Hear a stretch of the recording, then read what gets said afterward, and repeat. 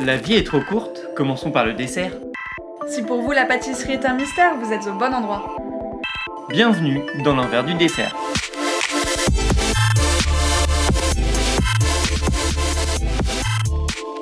Moi, c'est Clémence, je suis littéraire et passionnée de pâtisserie. Et moi, c'est Vincent, je suis un grand touche-à-tout, mais surtout passionné de pâtisserie. Et on s'est rencontrés sur les bancs du CAP à Ferrandi en 2017. Et du coup, vu qu'on discute beaucoup tous les deux de gâteaux et de tout un tas de choses, on s'est dit qu'on allait vous emmener avec nous. Allez, on vous invite.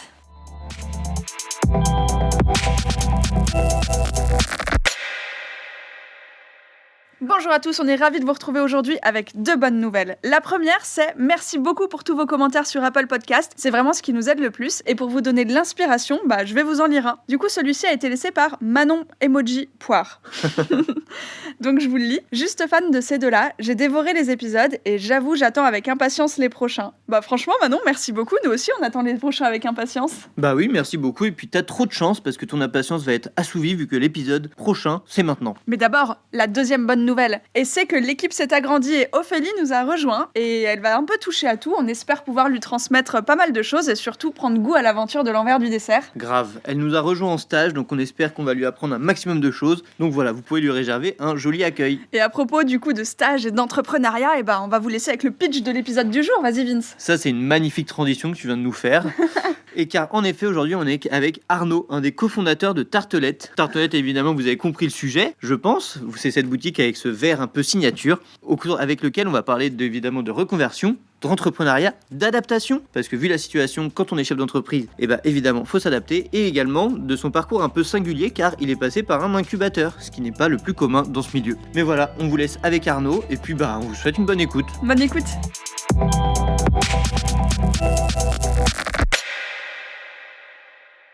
Eh bien, bonjour à tous. Aujourd'hui, on est dans une belle boutique au verre assez iconique. On est chez Tartelette, une boutique qui, comme son indique, travaille beaucoup autour de la tartelette. Mais pas que. Je pense que, mais pas que.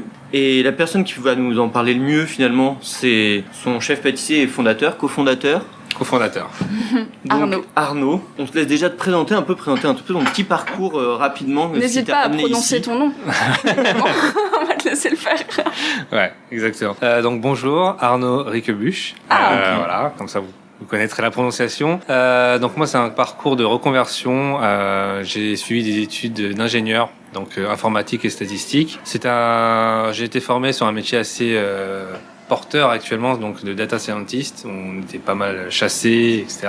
Et un jour, je me suis découvert un peu la pâtisserie, la passion pour la pâtisserie un peu par hasard. Quand j'étais chez Mythique à l'époque, on avait une super équipe de gourmands. Donc on ramenait tous les vendredis des petits déj. Au début, on allait à la boulangerie du coin, on ramenait. À un moment donné, en fait, on s'est lancé le défi de faire soi-même. Et j'ai trouvé une recette sur internet de cheesecake de Hervé Cuisine, qui est depuis passé en client, donc c'est assez marrant, la boucle est bouclée. Ah oui, c'est une belle référence, Hervé Cuisine. Ouais, non, c'est très sympa. Bah ouais. Et du coup, en fait, c'est surtout que derrière, l'équipe avait adoré. Pour la petite anecdote, on se notait aussi. Ah oui. On notait il y avait plusieurs critères, on mettait des notes sur 20. Un goûter presque parfait. Voilà, exactement, un petit déj. On commençait par le cheesecake. C'était lourd. Disons, la journée commence bien. Ouais, et du coup, ils avaient adoré. Et à partir de là, j'ai commencé à refaire des recettes de Michalak, de Conticini. J'avais fait un cours de pâtisserie avec Daubinet quand il était chez Michalak. D'accord. Ok. Du coup, je me suis vite décidé à passer le CAP quelques mois après avoir commencé. Et voilà. En candidat libre. En candidat libre, sans école, tout chez moi. J'ai investi dans du matériel, donc j'ai passé beaucoup de temps chez Mora, chez G2Tout, et dans le quartier. Oui, finalement. Mora, c'est dans la rue. Ouais, Mora, c'est dans la rue. Ouais. C'est au début de la rue Montmartre. Donc, non, c'est assez cool. Et pour ceux qui nous écoutent et qui connaîtraient pas, en fait, Mora, c'est une boutique d'équipement professionnel. Ouais, voilà. Mora et G2Tout, plutôt les ingrédients. Oui. Et Mora, c'est vraiment le matériel, quoi. Voilà, petite parenthèse. Donc, non, c'était. J'ai commencé comme ça. Je m'entraînais pas mal chez moi. Vu que j'avais pas d'école ou autre, je me suis imposé une certaine rigueur. Donc, je faisais 3-4 fois par semaine et je faisais un CAP blanc par semaine. Ok. Wow. Ah ouais. Tous les samedis. Ok, alors même ceux qui préparent en école ne font pas un CAP blanc par semaine. Ah ouais, non, c'est une belle rigueur que tu t'es imposée et du coup, je pense que ça a payé parce que c'est sûr que c'est un métier, mine de rien, où la répétition est Exactement. la l'apprentissage, ça passe beaucoup par là. On voit un petit côté jusqu'au boutiste quand même. Voilà. Ah, mais c'est important. Je voulais avoir toutes les chances de mon côté parce que je sais que quand on n'est pas suivi, on peut vite faire un peu dans tous les sens. Donc moi, l'idée de passer le CAP, il y avait un double objectif, c'était déjà d'acquérir les bases, parce que c'est bien de pouvoir reproduire, mais pouvoir créer, je trouve que c'est intéressant, et pour créer, c'est important d'avoir les bases. Ouais. Oui, évidemment. Donc c'était la première étape. La deuxième étape, j'avais déjà dans l'idée d'ouvrir quelque chose, mais pour plus tard. Et on est en quelle année là avec Là, le CAP? alors j'ai décidé, je me suis inscrit en octobre-novembre 2015, Ah ok, et je l'ai passé en 2016. d'accord, Ok. il y a 4 ans. C'est vrai que c'était une question que j'allais te poser, mais auquel tu as commencé à répondre. C'était que quand tu as passé le CAP, tu avais déjà cet objectif entrepreneurial d'ouvrir ton affaire. Exactement. Alors après, ça a pas mal évolué. J'ai eu beaucoup d'idées. Je suis passé par des idées de box à envoyer aux clients. Je suis passé par les idées de fournir les desserts pour des restaurants. Parce que à l'époque, j'étais en maison et du coup, je m'étais fait mon propre labo au sous-sol. Donc, je m'étais aménagé une pièce. J'avais acheté des plans de travail en inox, four, enfin tout ça. Alors, est-ce que comme Mercotte, tu as une cellule de refroidissement chez toi? Alors, Non, parce que... oui, j'en ai une. Ouais. Allez, ok. Ça prouve bien que tu as vraiment le summum de l'équipement La jalousie est professionnel. extrême. Ouais, c'est ça. Non, mais c'est hyper pratique. En fait, le truc, c'est que on veut bien en parallèle, je m'étais mis en auto-entrepreneur, donc Ok. en parallèle de Mythique. Et du coup, je gérais des goûters ou des petits déj ou des anniversaires ou même des mariages. Quand on doit produire pour, pour 200 personnes, des entremets, c'est une surge, c'est quand même très très pratique. Donc, en fait, vu que je faisais des petites prestats, cet argent, je le réinvestissais à chaque fois dans le matériel. Donc, c'est pour ça que j'ai acheté des plans en inox, des plans de travail inox, une surge, un four. Je m'autofinançais comme ça. Donc surge, c'est pour surgélation. Oui, pardon. Non, t'inquiète pas, je décrypte au fur et à mesure. Et du coup, tu as commencé un peu comme ça en auto-entrepreneur, avec donc cet objectif quand même vraiment d'ouvrir quelque chose, mais l'idée, elle maturait en toi en passant par plusieurs étapes en fait. Exactement. Ça a mis beaucoup de temps à mûrir parce que là on était en 2016. Après ça, j'ai travaillé 1 an. Alors j'y allais tous les week-ends dans une boulangerie. C'était via des connaissances. Ils faisaient pas de pâtisserie en semaine. Du coup le week-end je m'occupais des commandes qui avaient été passées plus de la vitrine. Okay. Et j'y allais en parallèle de mon travail, j'y allais tous les week-ends. J'ai fait ça 1 an pour pareil, continuer à pratiquer les mêmes gestes. Attends, excuse-moi, ça c'était à côté de Mythique? Ouais, à côté. Et après, j'avais aussi l'auto-entrepreneur aussi à côté. Eh d'accord. Ok. Et oui, non. Il y a des gens qui n'ont pas le même nombre d'heures dans une journée que d'autres. Mais ouais, non, c'était... voilà, je voulais absolument y aller et pour ça... quand j'ai un objectif, j'essaie de me donner les moyens. Ouais. Donc voilà, j'étais à fond. Ça a duré, là on arrive en 2017. J'avais pas encore d'idée fixe. C'est-à-dire que moi c'était un horizon plutôt 5 ans. Alors, finalement ça arrivait beaucoup plus tôt. Ok. Arrivé en 2017, septembre, ça commençait à être un peu fatigant. Tu m'étonnes. Voilà. Donc j'ai fait une pause, j'ai arrêté la boulangerie. Je continuais les prestats d'auto-entrepreneurs, etc. Mais j'ai arrêté la boulangerie pour m'accorder un peu de temps de réflexion notamment. Et un peu par hasard, j'ai un ami qui m'a parlé d'une conférence sur la reconversion. Okay. Donc à cette époque, j'étais pas du tout dans l'optique de partir. Je venais de signer, pas un contrat, une sorte d'avenant avec mon entreprise. C'était plus Mythique. J'étais passé chez Nexity pour, en gros, il voulait me garder à tout prix et du coup, il m'avait signé un contrat de sorte à ce que je reste au moins 3 ans. Okay. Donc, qui était un contrat plutôt lucratif. Mais pour ça, il fallait rester 3 ans. Voilà. Donc, ça tombait mal. Wow. Je l'ai signé juste avant et peut-être peu de temps après, j'ai démissionné. Donc, mais bon, tant pis. L'appel de la pâtisserie, l'appel de l'entrepreneuriat, était plus important. Donc là, début 2018, je rencontre du coup Service Compris, qui se lançait à peine en fait, qui est un incubateur, accélérateur food qui aide les personnes qui veulent se reconvertir à lancer leur restaurant ou leur épicerie, enfin un commerce de bouche. Et en fait, en 1h30 de conférence, il répondait à toutes les questions que je me posais. Donc je suis sorti vraiment avec l'envie de faire quelque chose, mais j'avais toujours pas l'idée. Voilà. Donc il y avait un appel à candidature qui était lancé dans la foulée. Dans cet appel à candidature, il y a pas mal de projets qui sont sortis, comme Petit Bao, comme Plaque. Ah oui, Plaque Panda, les chocolats.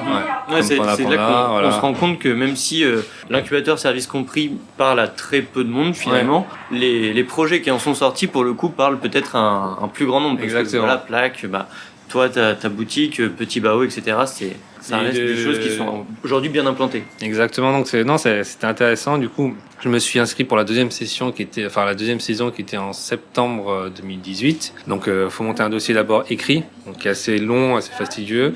Commencer à avoir des ébauches de business plan. On passe devant un jury. Donc, dans le jury, j'avais avocat, financier. Il y avait le fondateur de Omnivore, donc Luc Dubanché. Ah oui. Ouais. Ouais, parce que là, tu parles que des étapes pour intégrer l'incubateur, c'est ça? Ouais, on n'y est pas encore. Là, on l'a pas encore intégré. Mais c'était super intéressant parce que du coup, ça nous confronte directement aux vraies questions. Ils sélectionnent combien de projets? Alors, il y avait une quarantaine de projets, ils en ont pris 5, je crois. D'accord. Ok. Comme ça. Et je me souviens, ça m'a marqué parce que Luc était très tatillon, notamment sur la question financière, mais il avait raison. Parce que concrètement, en fait, quand on est reconverti, je pense, en tout cas moi personnellement, je me sentais pas forcément légitime sur plein de questions. Et je me disais, oui, je vais vendre des desserts, tout ça, mais je pensais pas en vendre beaucoup. Et en fait, ça tenait pas. En fait, le business plan était encore un peu bancal. Et c'est aussi pour ça qu'il me disait, mais du coup, tu vas payer combien en loyer, tu vas faire combien de chiffres, etc. Donc l'idée était là, mais la partie financière n'était pas encore carrée. Ça n'a pas empêché derrière d'être appelé 2 jours après pour intégrer Service Compris. Mais alors, tu dis l'idée, t'avais déjà l'idée des tartelettes? Alors, c'était une partie. L'idée de base, c'était de travailler vraiment les tartes salées comme une pâtisserie. Parce que pour moi, la pâte brisée qu'on a, c'est plus un support. Après, on y met un peu ce qu'on voulait. Et à côté, c'était de travailler plus comme une pâtisserie classique. Enfin, classique dans le sens où on peut faire des entremets, des tartes, des choux, etc. Sachant qu'avant, je faisais beaucoup plus de choux. Enfin, toutes les prestats que je faisais, c'était que des choux quasiment. Ok. Beaucoup de choux. Pour Mythique, c'était, je sais pas, pour un goûter de 200-300 personnes, il y avait, 400 choux à sortir. Du coup, la sueur, je pouvais aider. Les 2 fours, parce que du coup, j'avais 2 fours. Tu m'étonnes, bah oui. Ça aide. C'est long en plus. Ouais, c'est long. Et puis, on peut rien faire avec. Donc, une fois que c'est enfourné, c'est clair. on attend. C'est ça. Voilà. Donc non, c'était assez intense, mais super intéressant. Donc, j'ai intégré Service Compris en septembre, en parallèle de Next City. Donc, ça a duré, c'était des ateliers de 3 heures, une fois par semaine. Donc, c'était après le travail. D'accord. Et ça dure combien de temps? Quelle est en fait la formule proposée par Service Compris? Alors, je sais que depuis, ils ont beaucoup plus de formules. D'accord. La classique, entre guillemets, celle que j'ai faite, qui existait à l'époque, c'était uniquement celle-ci, c'était 12 ateliers. C'est-à-dire qu'en 12 ateliers, chaque atelier, on voit comment faire son business plan, comment aller voir les banques, comment aller voir ses fournisseurs, comment bien s'entourer avec avocat, compta, etc., etc. On voit vraiment tous les aspects. Et en plus de ces ateliers, il y a des sessions terrain. Donc on va à Rungis. J'avais rencontré Delphine Plisson. On avait rencontré Christian Etchebest. En plus, Delphine Plisson, c'est Maison Plisson. Exactement. En fait, c'est comme son nom l'indique. Et c'est en le disant, je me suis dit que c'était pas très intelligent. Pardon. Non, mais en tout cas, c'était super intéressant parce que du coup, elle nous a accordé toute une matinée. Alors je sais que c'est une femme très prise, qui doit être très prise. Donc voilà, c'est le fait d'intégrer les services compris et d'avoir un accès à un réseau, c'était hyper intéressant parce qu'on est directement confronté à des professionnels. Quand on discute avec Christian Etchebest, c'est directement très concret. C'est pas ce qu'on peut voir à la télé ou autre. C'est vraiment très concret sur des questions de chiffres et autres. Donc non, c'était vraiment bien. Et quand on intègre Service Compris, on a chaque projet a des mentors. Donc Muc, moi, c'était un projet entre la restauration et la pâtisserie. J'avais 2 mentors. Donc Julien Foin, qui est cofondateur de Service Compris et qui a 6-7 restos à Paris. Il y a Grand Cœur, Jaja, Glou. Ah oui, d'accord. Grand Cœur avec comme chef exécutif Maro Calogreco. Oui, ouais. Voilà. C'est celui qui a le meilleur restaurant du monde, Mirazur. Ah, ok. Dans le sud. Ah, exactement, à Menton. À Menton. À Menton. C'est ça. Et, donc voilà quand même. Et non, du coup, c'était, d'être entouré de personnes qui sont très bien implantées et qui ont une belle expérience, parce qu'eux-mêmes reconvertis.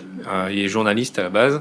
Il a toujours une part éditoriale, mais en 10 ans, il a réussi à monter pas mal de restos. Ce qui est intéressant, c'est qu'il a aussi, ils le disent, il y a des choses où ils ont mal réussi, qui se sont plantés. Et c'est aussi comme ça qu'ils peuvent nous apprendre et nous dire les erreurs à faire, à ne pas faire.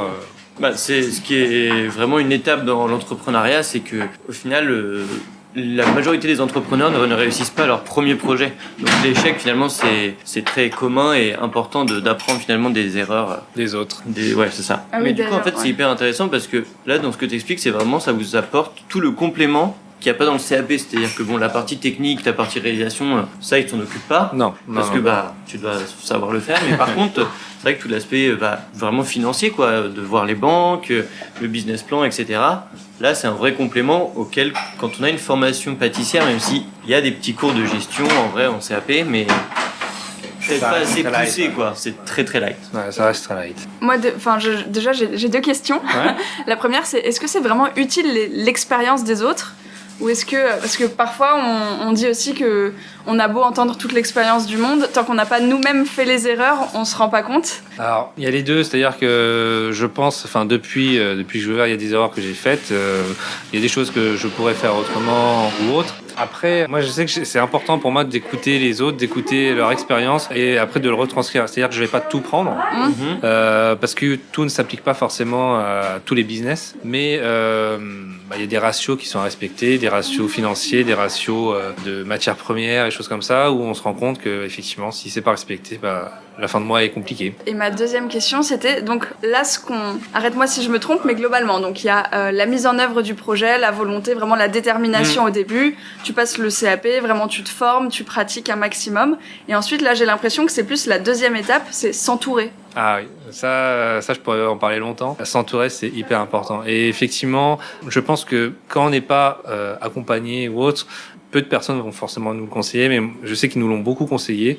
Et c'est aussi pour ça que je me suis vite entouré de personnes qui pouvaient m'aider. Chacun a ses compétences. Moi, c'était de faire de la pâtisserie, de gérer mon entreprise. La compta, j'y connais rien. La partie droit, avocat, j'y connais rien non plus. Donc c'est hyper important. Les fournisseurs, je connais les produits. Maintenant, c'est mieux d'aller en voir plusieurs et vraiment de mieux connaître et qui eux-mêmes nous parlent de leurs produits. C'est hyper important de bien s'entourer. Et je sais que juste avant que vous arriviez, il y avait quelqu'un, on m'a aidé avec service compris et du coup quand on me quand on me demande de l'aide pour s'appeler ou autre, je le fais avec plaisir parce que je considère que c'est naturel et c'est normal. Tout à l'heure j'étais avec quelqu'un qui me demandait, qui voulait passer son CAP pâtisserie l'an prochain je crois et du coup monter derrière un salon de thé et du coup qui me demandait quelle était mon expérience, les erreurs à faire, à ne pas faire, choses comme ça.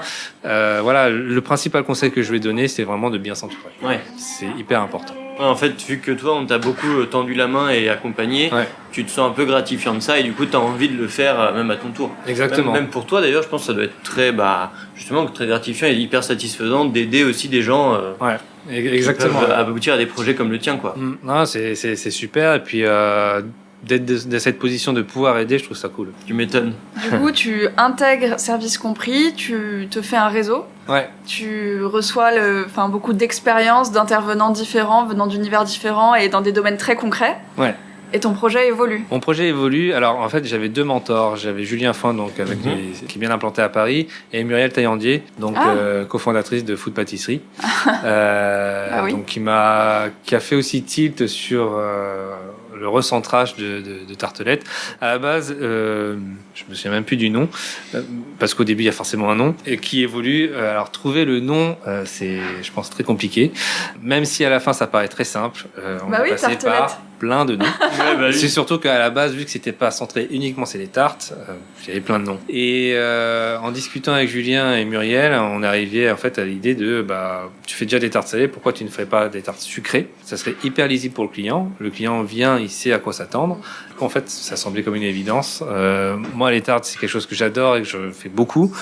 Je pense que c'est un dessert quand même qui parle à tout le monde. Une bonne pâte, une bonne garniture, sans forcément que ce soit très complexe. C'est très bon. Oui, puis surtout, c'est hyper compréhensible pour les gens. Et puis, tu leur dis une tarte, ça paraît... C'est clair. En plus, tu disais, ma pâte à tarte, c'est vraiment la base. Ouais. C'est un peu comme une toile blanche, quoi. Tu fais ce que tu veux avec une tarte.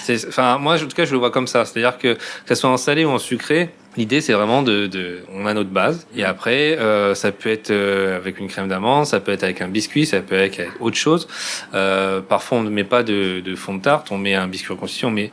L'idée, c'est vraiment d'avoir un support et après, on se fait plaisir dessus. Vraiment. Et l'idée de base, effectivement, c'était de partir sur les tartes et au fur et à mesure de proposer d'autres desserts. C'est pour ça qu'on a des clients qui viennent des fois que pour nos cookies. Voilà, ils adorent nos cookies, donc ils viennent pour nos cookies.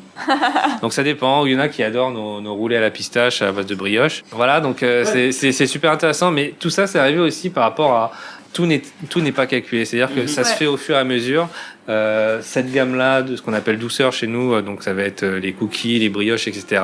On l'a développé parce qu'à l'ouverture, on était ouvert le matin à 8-9 heures pour les petits-déj. On s'est rendu compte que le quartier ne réagissait pas trop. Il y avait très peu de trafic. Du coup, on l'a arrêté, mais on a gardé cette gamme du coup pour le goûter. Et ça a pris. Ouais, là, tu abordes un point hyper intéressant qui montre que même si toi tu as un projet, avant de te lancer, tu vas avoir une idée très fixe, tu vas dire ok on va faire ça, mais au final tu te rends compte que quand tu as ton entreprise, en fait, elle est très malléable et surtout elle doit vachement s'adapter à la clientèle en fait, ou même au quartier ou là où t'es, etc.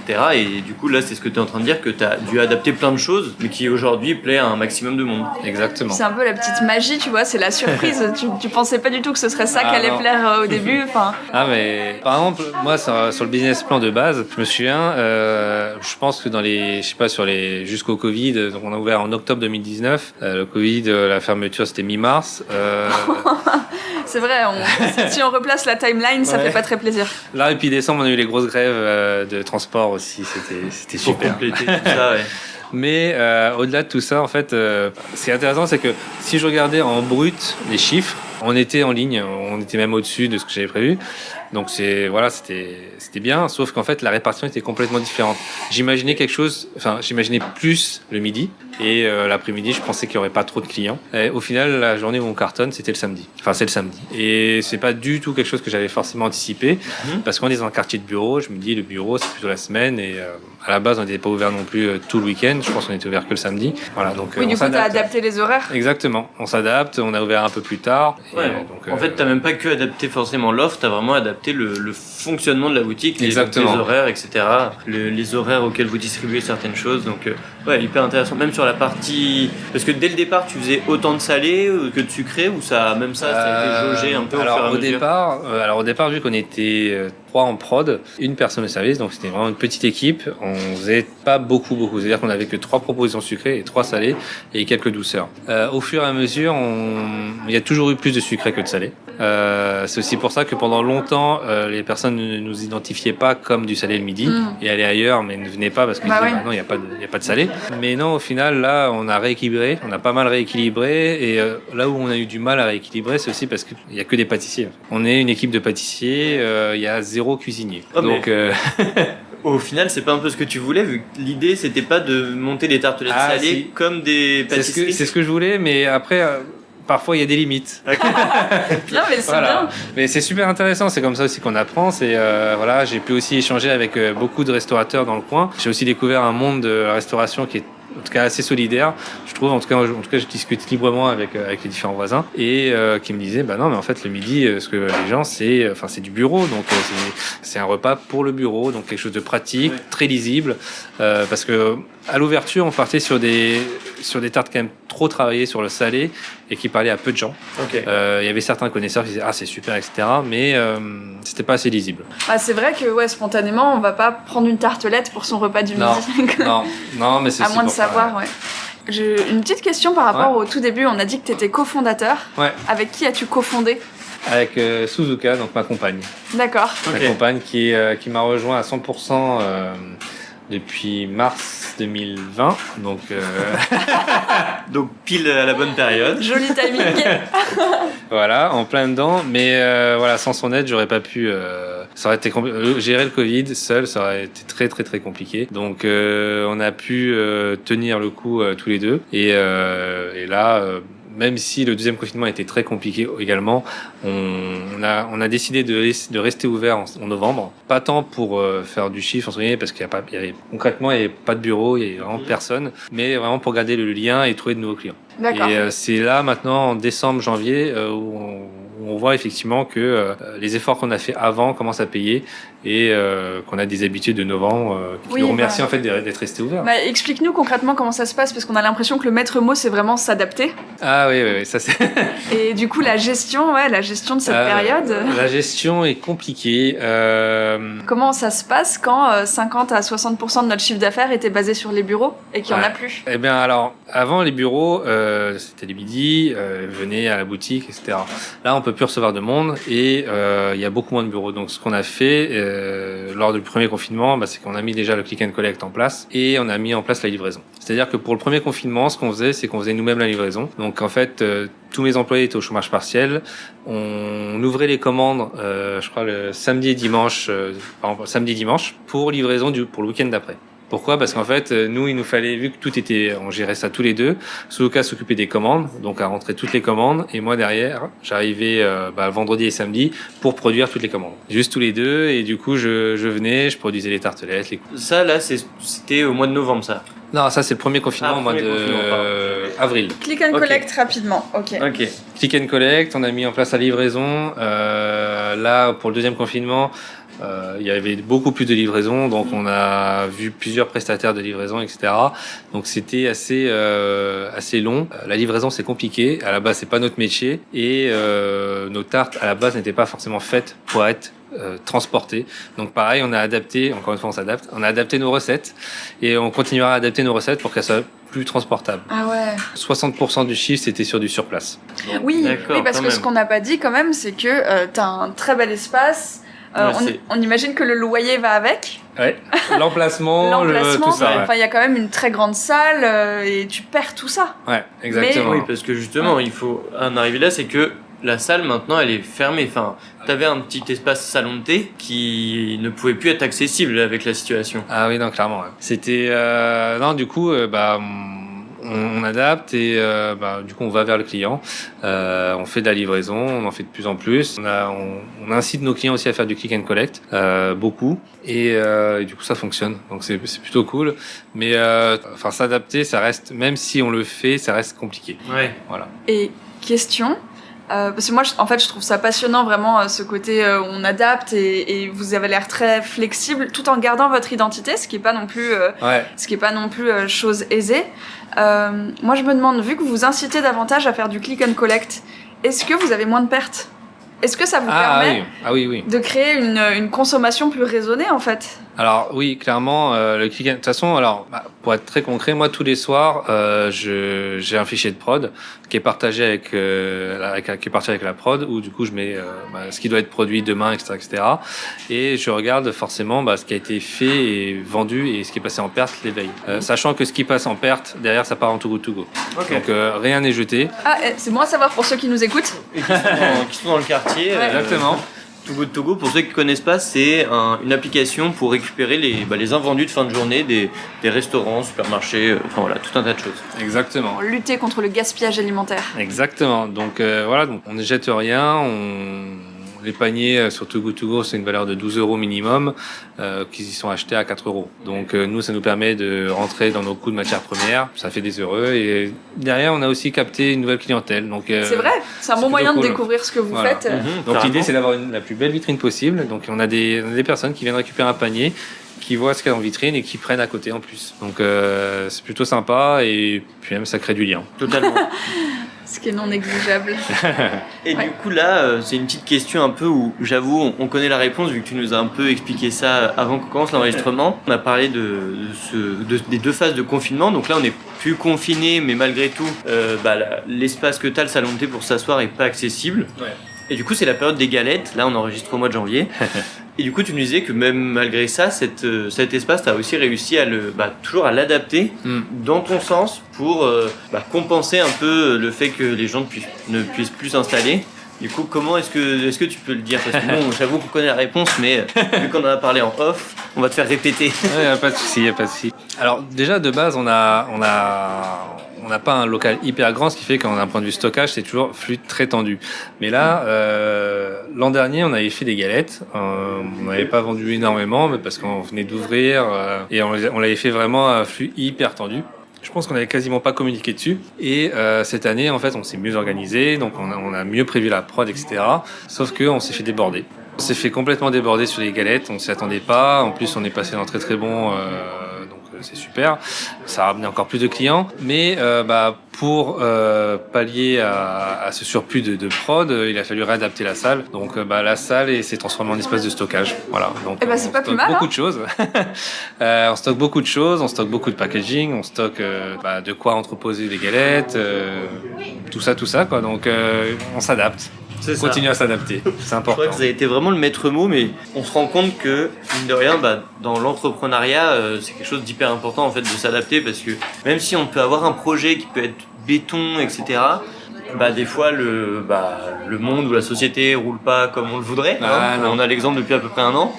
Et Et du coup, il faut toujours s'adapter pour que les services qu'on propose puissent plaire en fait au plus grand nombre toujours, quoi. C'est clair. C'est très très intéressant. Je pense que déjà, dans Service Compris, on m'avait un peu parlé de tout ça, de l'adaptation. J'avais pu le voir parce que Julien est associé avec Ludovic, où ils gèrent, par exemple, ils ont plusieurs restaurants à Paris. Ils ont aussi une boulangerie, donc du pain. Et du coup, je sais que lui-même fait encore des livraisons de temps en temps, va livrer des restaurateurs, etc. Donc, quand on est entrepreneur, faut partir du principe qu'il y a toujours des surprises tous les jours. Et puis on va apprendre à tout faire. Ah oui, oui. Se retrouver à être livreur, c'est pas le plan initial. Non, c'est clair. Après, j'avoue que par exemple pour le premier confinement, c'était plutôt agréable. Ah oui, ça vous permettait de sortir. Voilà, déjà on peut sortir. Les rues étaient désertes et on peut rouler dans Paris tranquillement, ne pas être stressé pour se garer. Voilà. Donc non, c'était agréable. Les rues, voir Paris autrement, c'était très sympa. C'est pas ce qu'on souhaite, mais en tout cas, il fallait bien trouver quelque chose. En tout cas, ce que j'aime beaucoup, c'est que c'est quand même des choses plutôt compliquées, ce qu'on est en train de vivre. Mais là, de tout ce que tu nous as raconté, j'ai l'impression que tu en retires que du positif à chaque fois, alors que je pense que sur le moment, les périodes étaient peut-être un peu plus compliquées. Ouais. Mais a posteriori, le recul que tu en as, tu nous expliques, tu nous dis beaucoup de positif. Ça, c'est hyper intéressant. J'allais dire exactement la même chose, c'est que depuis le début de notre conversation, t'as le sourire et ça fait trop plaisir en fait, ces zones positives. On a l'impression, tu vois, on est arrivé, tu nous as dit finalement c'est pas plus mal que mon salon de thé soit fermé, comme ça je peux stocker mes galettes et ça nous a permis de faire plein de galettes. Enfin, ça fait du bien d'entendre ça. Ouais. Après, je pense qu'on est tous dans le même bateau, tous les restaurateurs ou autres, et c'est compliqué pour tout le monde. Je suis pas plus mal loti qu'un autre, etc. Donc chacun essaie de s'en sortir. Je suis de nature optimiste, donc je suis pas de nature inquiète. S'il y a un problème, j'essaie de trouver une solution, d'adapter, de faire quelque chose, quoi. On teste. Il y a des choses qui marchent, d'autres qui ne marchent pas, tant pis. Hein. Et c'est ça. Mais ça se ressent. Franchement, cette nature très très optimiste, ça se ressent. Et du coup, je sais pas si tu veux encore compléter un peu tout ce qu'on a dit, vu que là on arrive en fin d'entretien. Ouais. Non, je pense on a fait un bon tour de questions. En tout cas, moi personnellement, après, si vous avez d'autres questions, on a nos petites questions un peu rituelles pour terminer, évidemment. Et du coup, vas-y Clémence, à toi l'honneur pour la première. Et pour commencer, donc on a eu ta première expérience en pâtisserie qui est ton cheesecake, mais quel est ton premier souvenir sucré ? Alors moi, celui que je garde toujours en tête, que j'ai toujours et que je refais de temps en temps à la maison, c'est le riz au lait vanille cannelle je sais pas pourquoi, je sais pas si c'est une spécialité là-bas, mais en fait tous les étés je partais en Catalogne avec mes parents et je ne sais pas pourquoi, en vrai j'ai même pas cherché, mais je sais que tous les étés je mangeais du riz au lait à la cannelle et c'est quelque chose qui m'a marqué, que je refais à la maison aussi et que j'adore. Pendant le premier confinement, j'avais retravaillé une recette comme ça pour en faire une tarte. J'ai pas encore pu, entre l'idée et la mise en prod, c'est toujours un peu long. Ouais. Surtout qu'il faut faire des tests, pour produire au quotidien, etc. Mais un jour peut-être. Okay. Trop chouette. C'est hyper intéressant, mais je vois très bien ce que tu veux dire, ce souvenir que tu as vraiment de gâteau ou de trucs que tu manges qui est vraiment associé à un endroit ou à une période. Ouais. Et qui, même si tu le remanges chez toi, un autre moment de l'année, ça n'a pas la même saveur, tu vois. Non, c'est clair. C'est pour ça, c'est super cool. Mais bon, à un moment donné, ça viendra. Ok, ensuite, on va enchaîner avec la petite question pour en découvrir un peu plus sur toi. Ouais. Qu'est-ce que tu amènes toujours à un dîner entre amis ? Oula. Alors, moi, ce qu'on me demande toujours, forcément, c'est des desserts. Évidemment. Voilà. Je bois très peu. Du coup, je ramène très peu d'alcool, mais du coup, je ramène souvent les desserts. Des tartelettes ? Des tartelettes, pas que. Des choux peut-être. Voilà, des choux. De temps en temps, ça m'arrive de ramener encore des choux. Ok, trop bien. Et puis pour terminer, qu'est-ce qu'on peut te souhaiter pour la suite ? Bonne chance. Voilà. Toujours ces petites touches d'optimisme. Donc bonne chance alors. Merci beaucoup. Merci Arnaud. Ouais, merci beaucoup.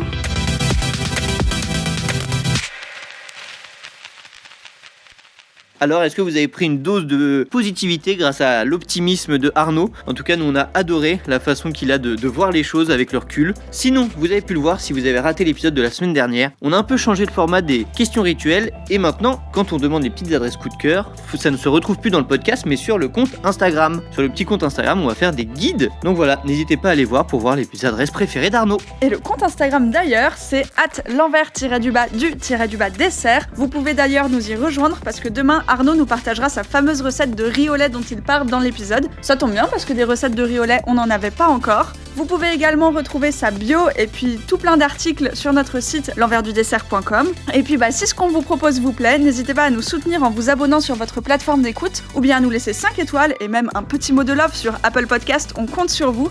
Sinon, vous pouvez aussi en parler à vos amis parce que ça marche pas mal également. Et puis pour terminer, on remercie 12, l'artiste qui nous fait les musiques et le mixage de tous nos épisodes. Et on vous dit à la semaine prochaine. À mercredi prochain. Allez, bisous.